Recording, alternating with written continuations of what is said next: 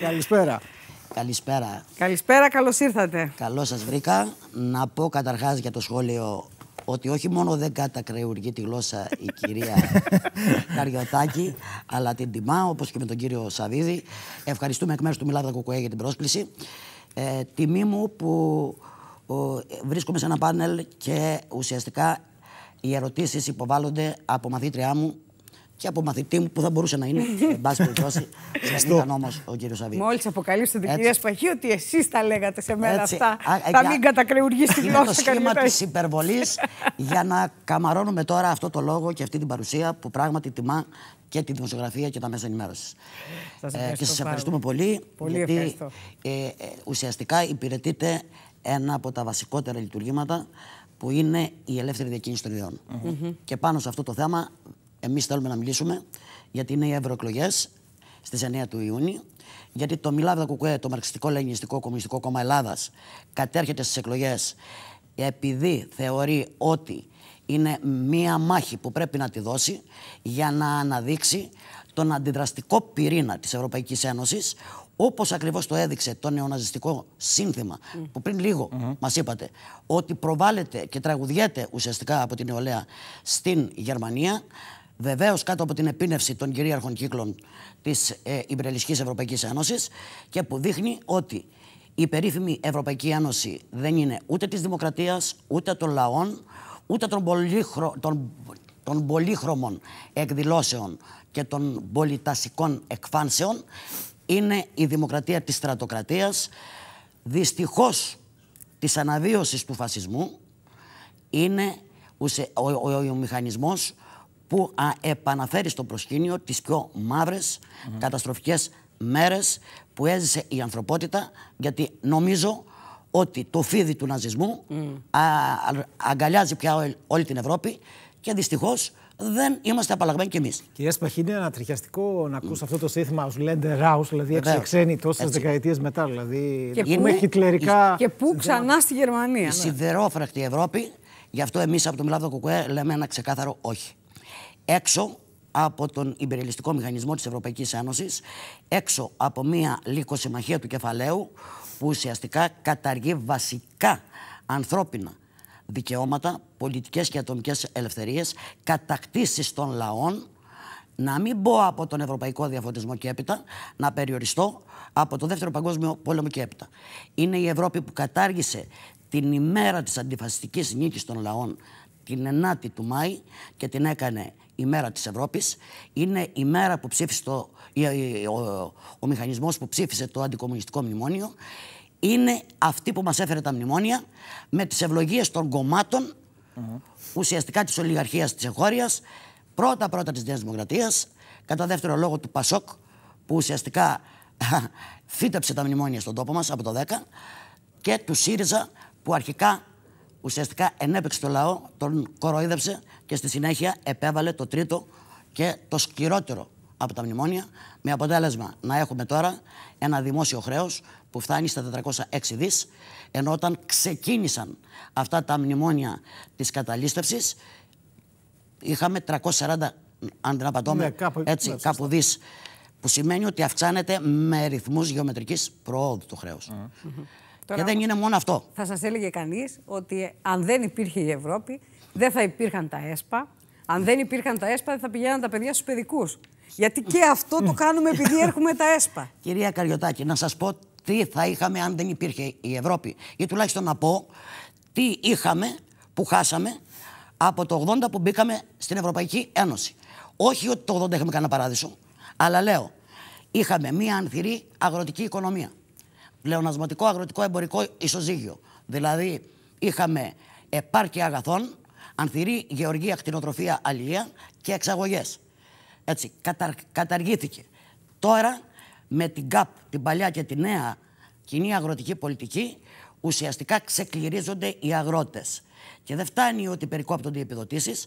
Έχουμε το δεύτερο αντιδραστικό μέτρο. Οι γερμανικές εταιρείες σε μια χυμαζόμενη γερμανική οικονομία, όπως καλά το είπατε, έτσι, έρχονται εδώ να αλώσουν βουνοκορφές, να αλώσουν χωράφια των ανθρώπων, βοσκοτόπια, και να εγκαταστήσουν ανεμογεννήτριες και βολταϊκά, την ίδια στιγμή που η προηγούμενη κυβέρνηση ΣΥΡΙΖΑ άνοιξε το δρόμο της ιδιωτικοποίησης της ΔΕΗ και η κυβέρνηση της Νέας Δημοκρατίας, ως κυβέρνηση του κεφαλαίου και του υπεριαλισμού, ουσιαστικά την ξεπούλησε τελείως. Με αποτέλεσμα ουσιαστικά να σαρώνεται ο πρωτογενής τομέας. Στον δεύτερο γενή τομέα έχουμε επίσης το μεγαλύτερο χτύπημα. Είδαμε τη Λάρκο, εκφράζουμε από τον χώρο του Μιλάβα Κουκουέ την αμέριστη συμπαράστασή μας στους εργάτες. Έκλεισε το εργοστάσιο, δηλαδή έκλεισε το σπίτι και στερεί το ψωμί η κυβέρνηση από εκατοντάδες εργαζόμενους. Και τα τελευταία, αν δεν απατώμε, 5 χρόνια έχουν κλείσει 10 εργοστάσια μόνο. Έτσι, πλήρης αποβιομηχάνηση. Αλλά δεν είχαν απομείνει και πολλά. Ναι, τα ελάχιστα που είχαν απομείνει. Η φαντουργία ζάχαρη υπήρχε. Δηλαδή η Ευρωπαϊκή Ένωση επισυσσόρευσε προβλήματα σε μια οικονομία η οποία ήταν έτσι κι αλλιώς ελληματική, δεν ήταν πλεονασματική. Δεν ζούσαμε καλά δηλαδή, αλλά δεν είχαμε φτάσει σε αυτό το επίπεδο της εξαθλίωσης που είμαστε σήμερα. Σήμερα τα ίδια τα στατιστικά της Ευρωπαϊκής Ένωσης λένε ότι είμαστε η δεύτερη φτωχότερη χώρα στην Ευρώπη μετά τη Βουλγαρία και η πρώτη στην Ευρωζώνη. Τι μας έφεραν λοιπόν η εξάρτηση από την Ευρωπαϊκή Ένωση? Φτώχεια, ακρίβεια, ανεργία, αμορφωσιά, γιατί πρέπει να το πούμε αυτό, μεγαλύτερη μορφωτική περιθωριοποίηση των παιδιών και επίταση των ταξικών φραγμών και διάλυση ενός συστήματος υγείας που κάπως άντεχε, υποχρηματοδοτείται και τώρα η υγεία μετατρέπεται σε εμπόρευμα, έτσι ώστε να συγχωνεύονται νοσοκομεία και να καταργείται το πρωταρχικό αγαθό της υγείας. Έτσι, και το ζούμε καθημερινά αυτό. Τι έχει μείνει? Έχει μείνει ουσιαστικά μόνο η μνήμη των αντιστάσεων. Και θα πω ότι η κυρία τραγική μητέρα Καριστιανού, με το 1.500.000 υπογραφές στην πλάτη της, εκφράζει όχι μόνο το θυμικό, αλλά και τη μνήμη ενός λαού που λέει δεν παραδίδομαι στη ληστεία και δεν ενδίδω σε όποια φασιστικά μηνύματα από όπου και αν προέρχονται και πρώτη κύρια από την κυβέρνηση. Εμείς από το χώρο του Μιλάβα Κουκουέ, κυρία Καριωτάκη και κύριε Σαββίδη, λέμε ότι ο λαός πρέπει να σηκώσει τη σημαία της αντίθεσης σταθερά και αμετάκλητα και είμαστε από τους λίγους πλέον που το λέμε και να διατρανώσει το έξω από την Ευρωπαϊκή Ένωση της φτώχειας, της ακρίβειας και του πολέμου. Εδώ θέλω να εκφράσω την αμέριστη συμπαράσταση και αλληλεγγύη μας στον πολύπαθο Παλαιστινιακό λαό. Μόλις χθες το φασιστικό σιωνιστικό καθεστώς του Ισραήλ βομβάρδισε πάλι δυτικά της Ράφας σκηνές προστατευμένες από τον ΟΗΕ. Μιλάμε για ναζιστικού τύπου θηριωδία. Τα θύματα του ναζισμού γίνονται οι θύτες με τις πλάτες της Ευρωπαϊκής Ένωσης και με τις πλάτες βεβαίως του ΝΑΤΟ. Όμως... Κυρία Σπαχή, όμως είδαμε και κάποιες διαφορετικές φωνές, έστω σποραδικές στην Ευρώπη. Διαβάζαμε ότι υπάρχουν και κυβερνήσεις που θέλουν να προχωρήσουν στην αναγνώριση της Παλαιστίνης. Δεν το είχαμε δει. Ελάχιστες. Σποραδικές, αλλά δεν το είχαμε δει τα προηγούμενα χρόνια. Το άλλο ότι η Γαλλία απαγόρευσε αρχικά τις διαδηλώσεις υπέρ των Παλαιστινίων. Να πούμε ότι σύσσωμη η Ευρώπη μαζί με την Αμερική, όλες οι χώρες του ΝΑΤΟ έλεγαν ότι τηρούμε την αρχή των ίσων αποστάσεων και αναγνώριζαν το δικαίωμα της άμυνας του κράτους δολοφόνου του Ισραήλ. Όταν σήμερα ο Παλαιστινιακός λαός σηκώνει τη σημαία με τον ηρωικό και ματωμένο του αγώνα της αξιοπρέπειας όλων των λαών και έχει την υποστήριξη όλων των λαών. Έχει απέναντί του όμως τις κυβερνήσεις. Και εδώ η κυβέρνηση Μητσοτάκη ματώνει τα χέρια της. Έχει στείλει φρεγάτα στην Ερυθρά Θάλασσα. Ενισχύει τις νατοικές δυνάμεις που με τη σειρά τους ενισχύουν την πολεμική μηχανή Νετανιάχου. Και έχει και τη σύμφωνη γνώμη και του ΠΑΣΟΚ και του ΣΥΡΙΖΑ. Και να πούμε και κάτι. Και τα τρία αυτά κόμματα δεν έρχονται σήμερα να πούν, ξέρετε, να μιλήσουμε για την πολιτική της Ευρωπαϊκής Ένωσης. Τι να πούν? Ότι διάλυσαν την αγροτική οικονομία, ότι διάλυσαν την παιδεία και την υγεία. Λένε, θα κάνουμε καλύτερη διαχείριση. Ποια είναι η καλύτερη διαχείριση? Γίνεται καλύτερη διαχείριση αυτού του ευρωπαϊκού μηχανισμού? Το είδαμε το πείραμα. Το είδαμε όταν ο ΣΥΡΙΖΑ πήρε την οργή της πλατείας, την οργή του κόσμου, πήρε και τη μετέτρεψε σε συνένεση.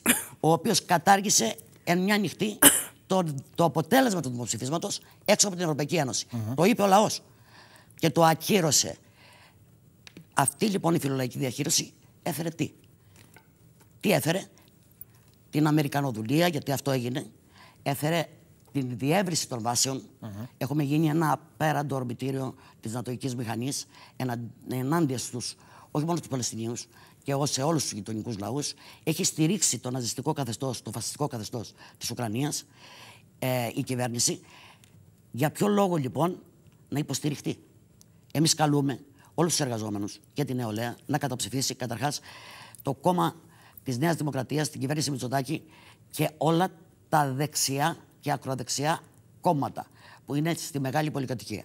Κατά δεύτερο λόγο, λέμε ότι πρέπει να καταδικάσουν τα κόμματα της μεγάλης αυταπάτης και του επεμού, όπως είναι ο ΣΥΡΙΖΑ και το ΠΑΣΟΚ, που ουσιαστικά χρήσωσαν το χάπι και έφεραν την μεγαλύτερη απογοήτευση.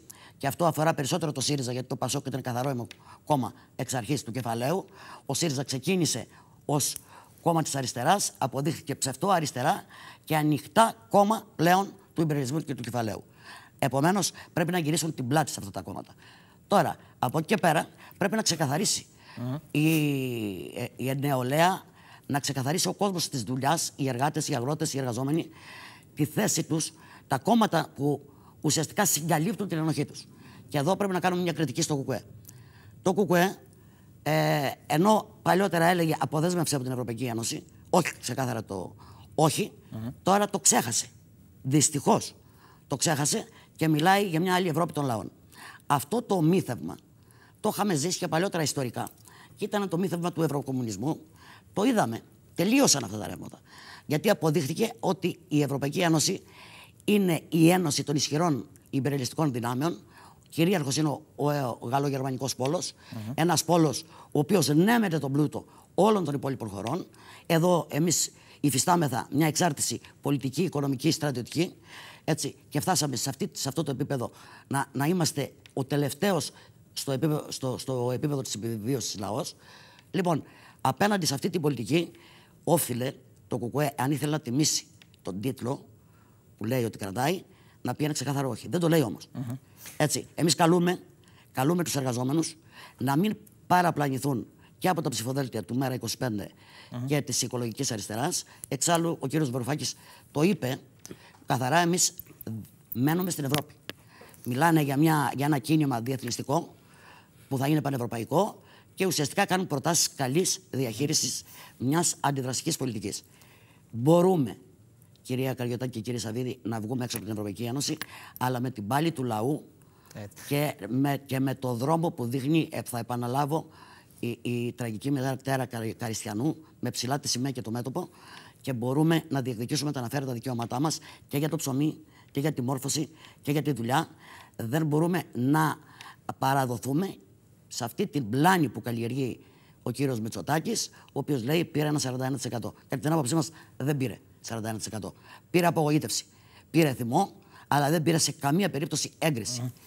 Κύριε Σπαχή, λοιπόν, και τα περισσότερα αύριο. Θα κλείσουμε με αυτό, γιατί έχουμε μισό λεπτάκι μόνο. Θέλω να κλείσω με αυτό. Αύριο καλούμε τους φίλους, τους συναγωνιστές, τους εργαζόμενους στην νεολαία, τους αγρότες, τους μικροϊδιοκτήτες, το λαό, στη συγκέντρωση που έχουμε στην Ανδρόγειο και στο κέντρο, το πολύκεντρο της νεολαίας, 7.30 ώρα. Είναι η προεκλογική συγκέντρωση του Μιλάβδα ΚΚΕ. Καλούμε και το κανάλι σας να καλύψει την εκδήλωση. Βεβαίως έχετε δημοκρατική ευαισθησία και το λέμε και από αυτό το βήμα. Και ευχαριστούμε γι' αυτό. Και λέμε και στο λαό ότι αυτό το ψηφοδέλτιο του Μιλάβδα ΚΚΕ είναι ένα ψηφοδέλτιο μάχης, ένα ψηφοδέλτιο που επενδύει στους αγώνες και στο λαό, στην ψυχή της αντίστασης.